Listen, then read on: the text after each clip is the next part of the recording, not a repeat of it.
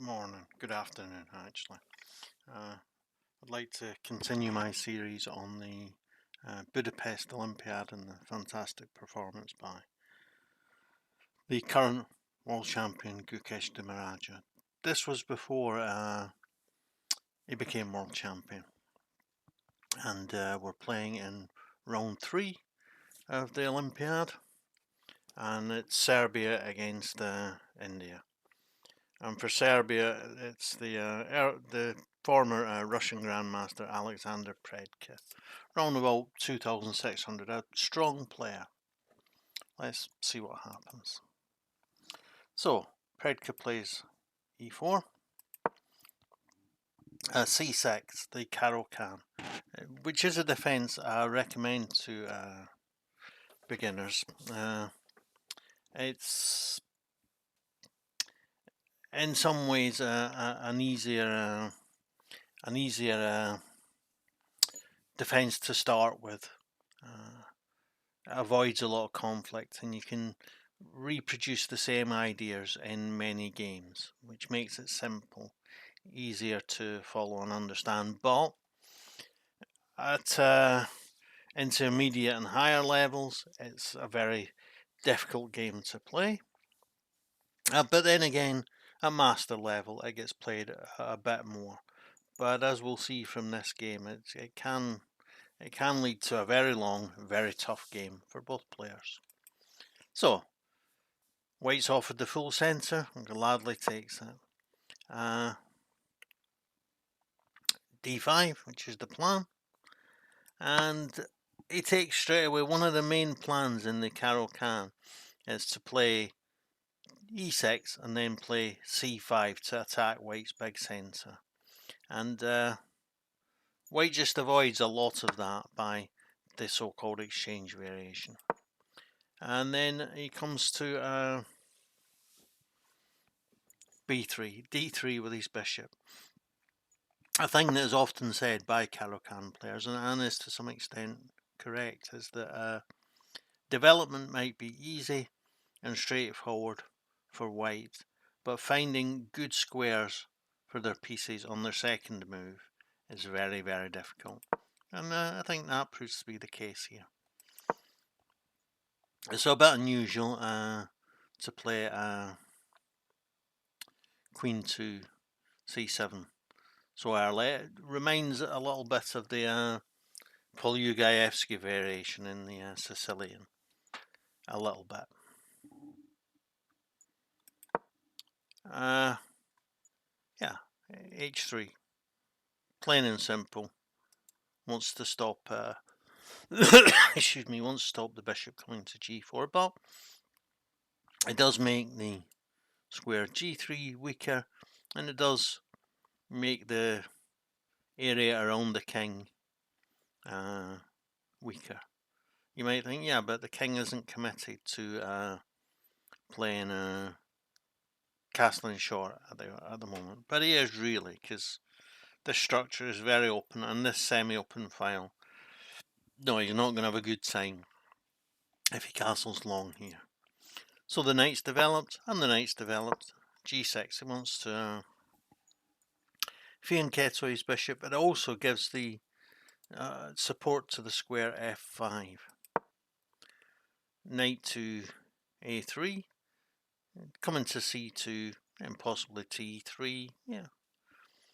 When you've played C3, it's the most logical way to develop that knight. A6, make sure that the knight doesn't come to B5. And the knight comes to C2, and the bishop comes to F5. Now, this might look like a positionally fairly bad idea.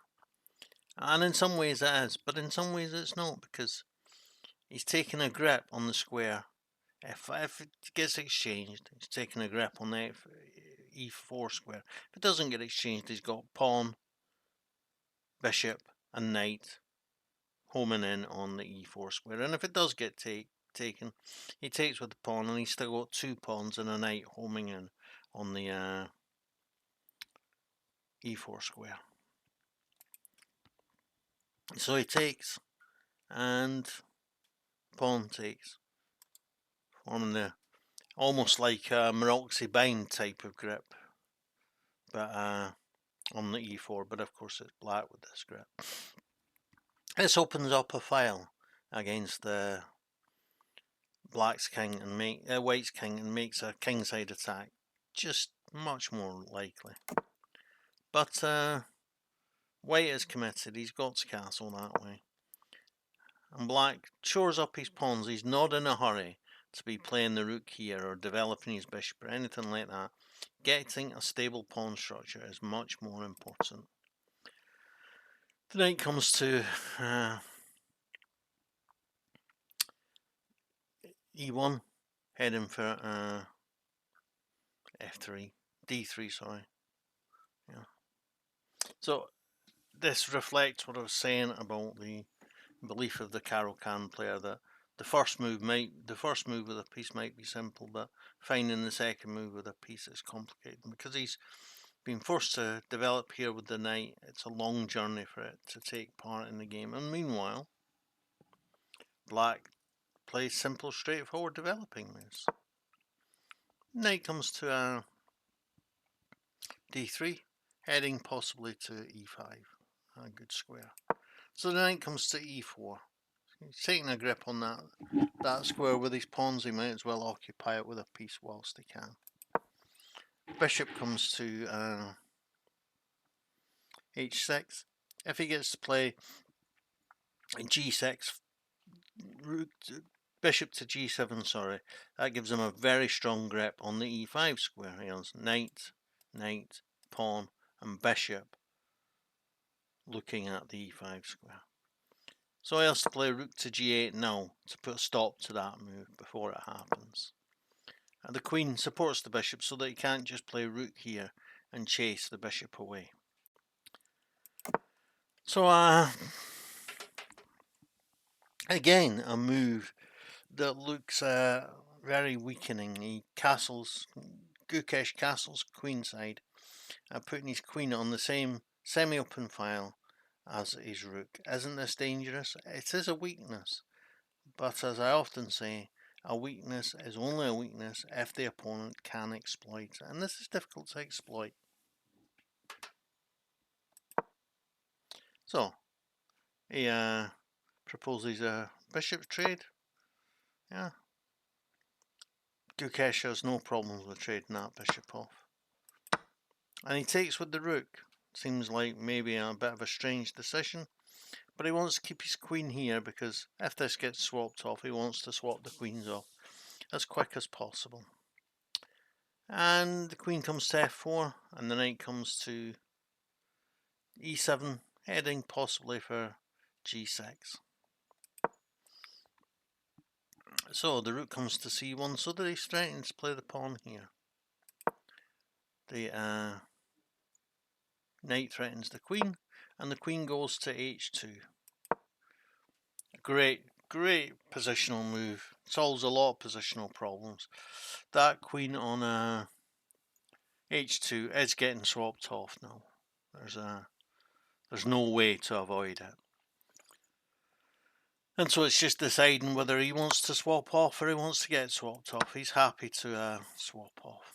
And the rook takes. Great. The king can play an active role in shoring up this pawn weakness. This is a weakness in the pawn. And this weakness here. You know, it can use the squares d6, e7, d7, possibly even f7 to support this structure. There's little danger of a mating attack with these queens off. This is not an endgame yet. I know that some people say that and I have often been one of them who says that once the queens are off, you're in an endgame, official, end of story. But most chess masters would call this a queenless middle game. And yeah, I think that's right. I think this is a queenless middle game. Because the typical middle game manoeuvring that happens. So the king comes to d6 to shore up the pawns. And the king comes to f1 to be nearer to the centre. Pawn comes to a5, stops the knight from ever using the b4 square. And the pawn comes to g4. It gets taken straight away. Black is happy to have that semi-open file, as rook sits on it already. So it gets taken back, and the knight goes to a4. An important idea, if you can manage it in the endgame, flank pawn further up.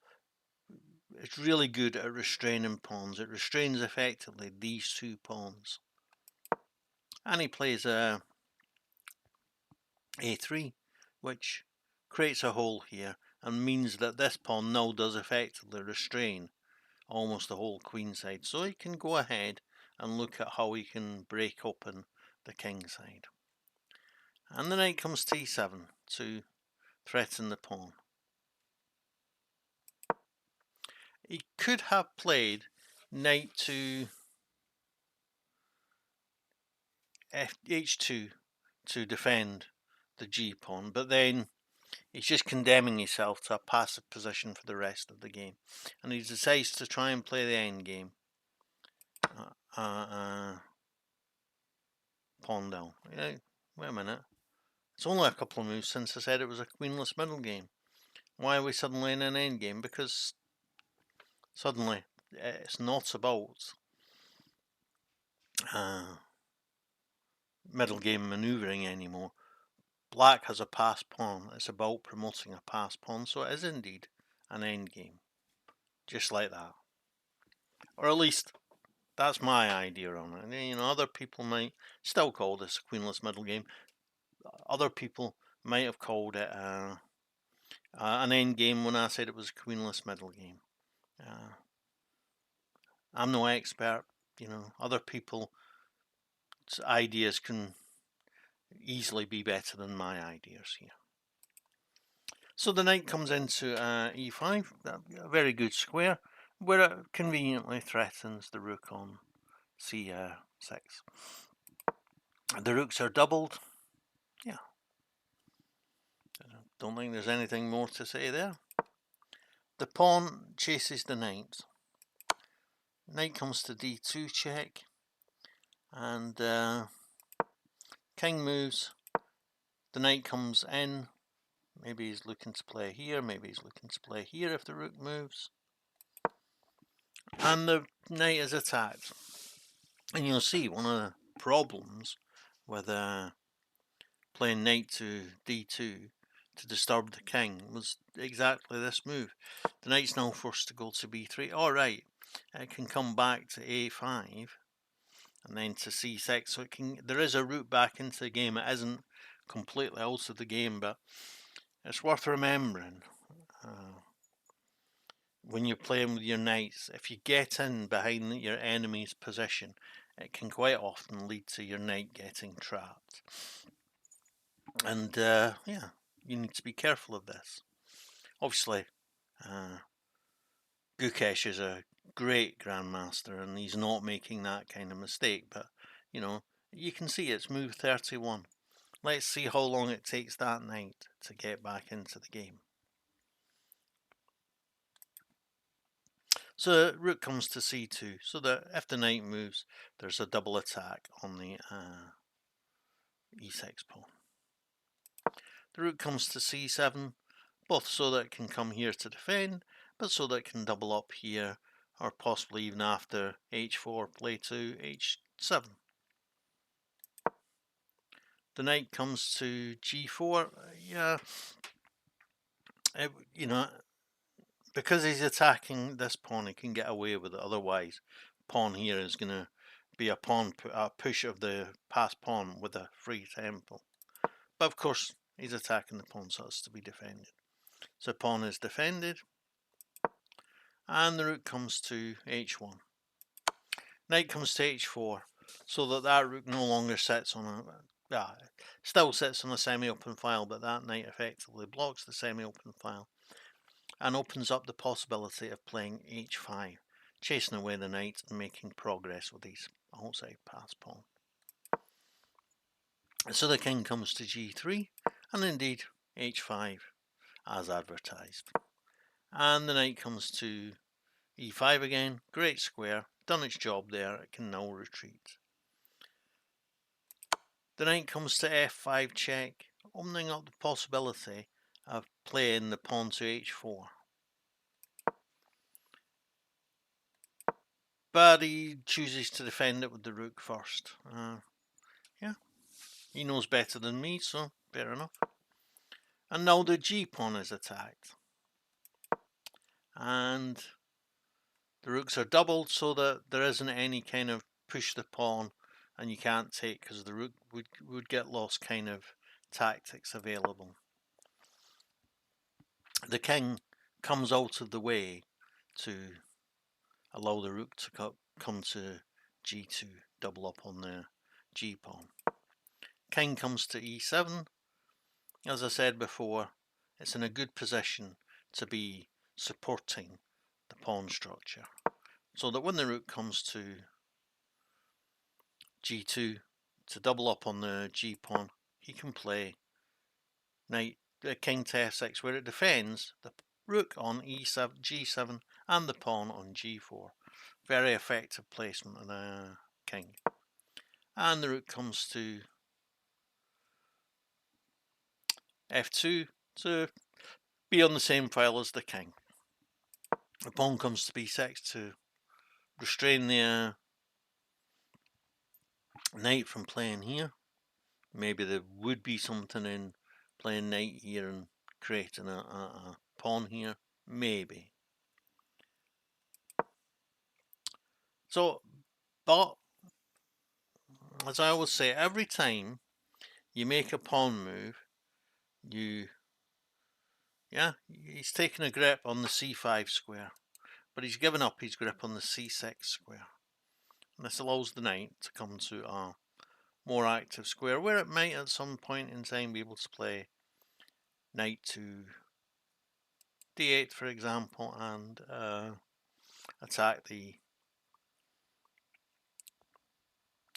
e8, e6 pawn. But again, like I talked about before, there is this danger of getting trapped behind enemy lines.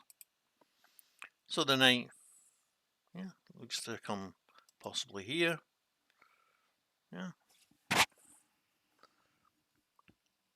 Pawn can be pushed straight away, but then that just gives black two pass pawns, and he's careful not to do that. So the knight comes to e5, again a great square, and now 43. So it was move 31, the knight came to b3. Move 43, it makes its first move, but it's very quickly back in the game because it makes the next move as well. So the rook comes to h2. You might have some ideas of doubling up on this pawn. And the knight comes to c4. It's an attack on the a2 pawn, but at the moment it's defended by the rook. The rooks are doubled up on the h-file, and the pawn is pushed. Again, this opens up a square for the opponent. The g4 square is now available for the knight in particular. King comes to f2, and the king comes to e7, so that move isn't a check. And now he might be able to create some threat of taking this pawn and winning this pawn, or he might be able to create a threat again of playing rook here and threatening this pawn and forcing the king here, and he might look to be able to play some kind of repetition. So the knight's taken, and this, because a piece has been taken, it won't be the same position again, and this means that it won't be a repetition. And it also makes the game a little bit nearer to the end for Gukesh. He takes with the pawn, with the knight. Had he taken with the pawn, Gukesh could have played knight here and attacked this pawn again. But now the knight comes to f5. Maybe he's threatening to play knight to g3. and block that file to give him time to advance this pawn. Maybe. So the rook comes to e1 so that he's in a position to move the knight and attack the pawn. So the rook comes to h8.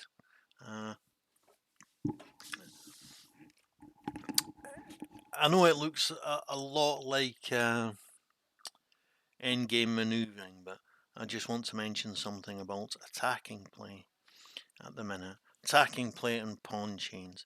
This pawn chain, central pawn chain, only 2 pawns, hardly worth being called a chain, but it is a pawn chain, and it effectively makes it difficult for black to transfer pieces from the king side to the queen side, whereas white, makes it difficult for white to transfer pieces from the king side to the queen side, whereas black has lots of semi-open files on his side where he can swap his pieces from side to side easier because of this pawn chain.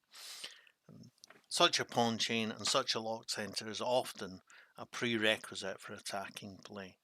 Here we see another advantage of these small pawn chains. And so the king comes to g1. Maybe he's thinking about heading to h2 so they can play rook to g1, double up. So rook comes to f8, an attack on the pawn. It's defended by the knight at the minute. He doubles up on the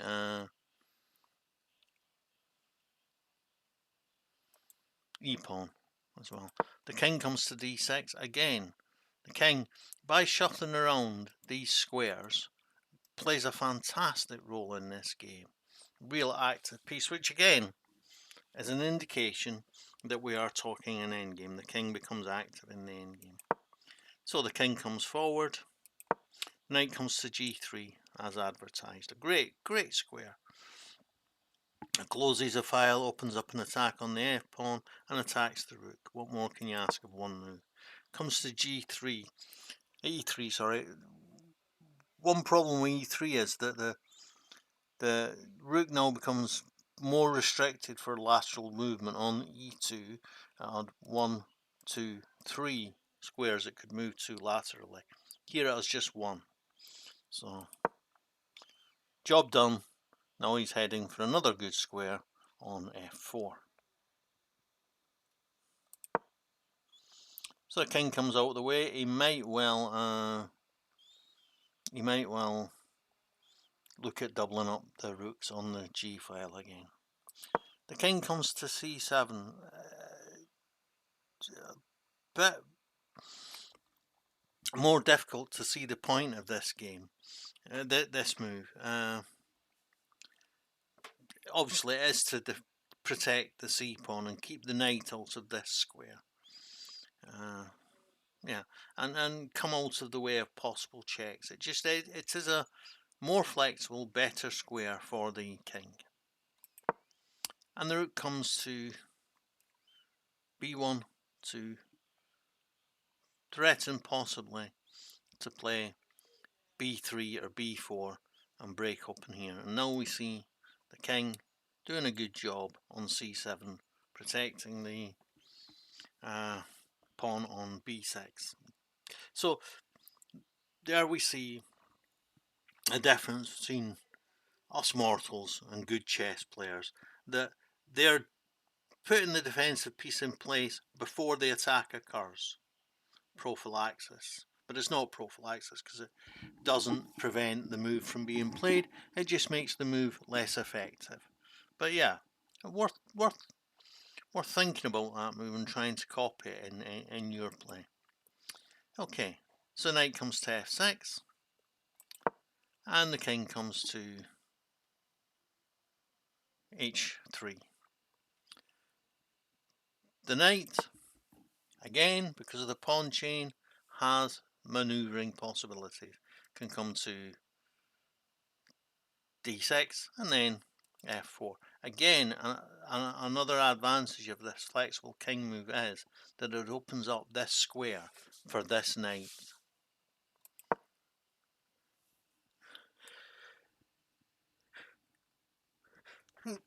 Excuse me. So, preparing to double the pawns. And also, no, it might be at some point in time that there is a threat to play f4, since this rook is now undefended. But the knight comes to d6 anyway. Great. On the f5, the knight will attack this rook and defend this one. Just brilliant. So the rook comes to e4, g4 even. Yeah. Okay, but I think it is maybe a bit restrained there. In the same way as this rook has less lateral movement, this rook has no lateral movement on g4. So whilst these rooks are restricted, he takes the opportunity to push a pawn. Again, he's given up this square, but taking control of this square.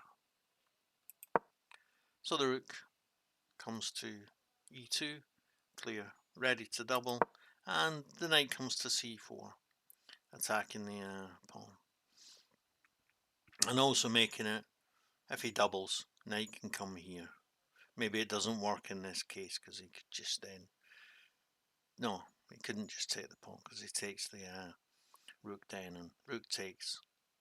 And then he takes with the rook, and then he takes with the king, and he's got an exchange. So this prevents the doubling of the rooks and puts pressure on the b2 pawn. So it isn't just characterized by great king maneuvering, this endgame. It is also characterized by great maneuvering with the knight. So the king comes to d6. All right, you're not really threatening to take the rook, but again, he's flexibly thinking about, okay, this isn't a danger anymore. Do I think I want to now come to here with the king?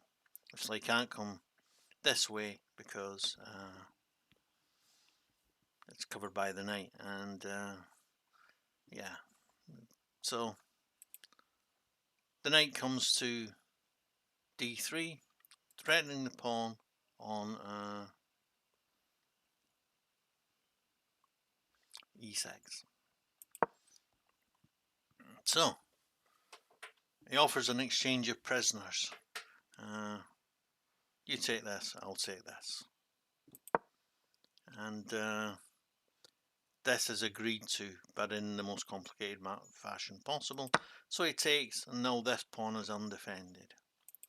But he doesn't take this pawn first. He puts more pressure on this pawn, so that he's actually threatening to win both pawns. Is this a problem? No, it isn't a problem. He defends his e pawn. The h pawn is taken, and he plays rook to g8, so that he is threatening to play rook here check, and then win this knight. So it has to take now whilst he can.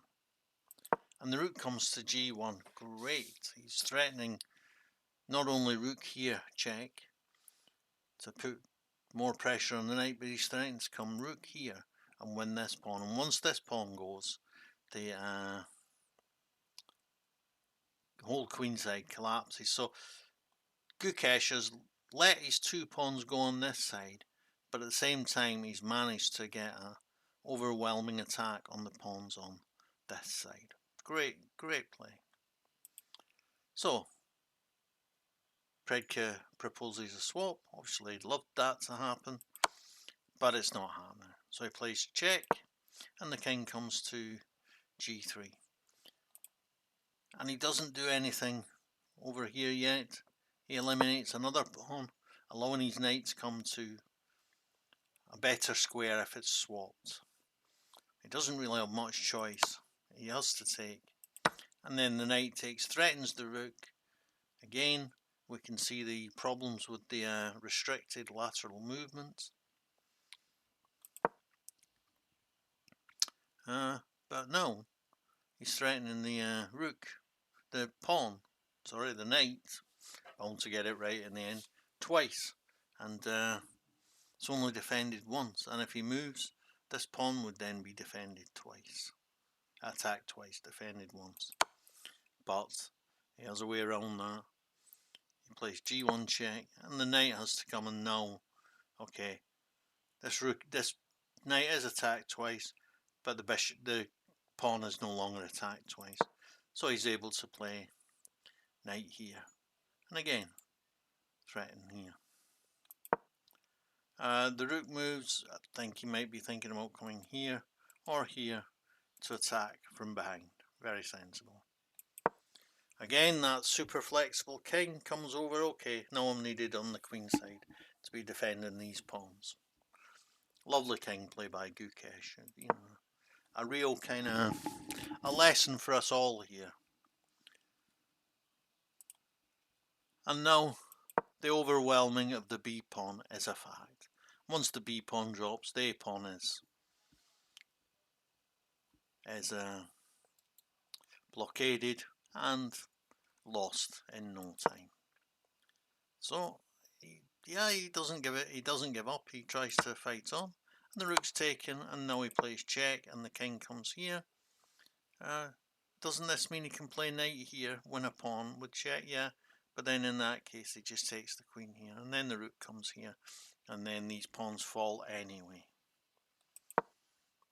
So he doubles up the pawns instead. And the knight comes to d6 to threaten this rook and this rook. Okay, he gets out of it because he plays the check, but then he can't then play the check here because the knight's covering it, so the king's perfectly safe there. He attacks the knight, but doesn't do any good. I like that he plays a2 to attack the rook and not b3. Yeah, just the piece has a bit more freedom on a2. He defends the threatens the a pawn, but it's useless. And now the king, good old king, the star of the show in many ways, comes forward. The rooks, yeah, maybe he's looking to be able to play some kind of a mating attack with the two rooks. But the knight comes to e4 again.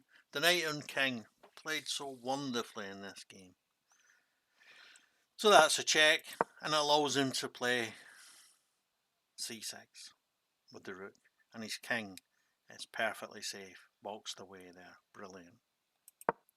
And the king comes to f4, and the knight takes on c3, and the knight goes to a1, and the king comes to c4, and then the rook's going to threaten the knight, and the knight hasn't got anywhere to go where it can't be taken, and so more swaps have to take place, and then there is no stopping these three pawns. Even although the rooks are in ideal positions behind the three passed pawns, it's three passed pawns, and the black rooks are in good positions near to the pawns and weaving possible mating attacks against the king. So Predke resigned there. A real masterclass by Gukesh. A brilliant plan, brilliant execution. He won his pawn, and then he manoeuvred so well with his knight and with his king.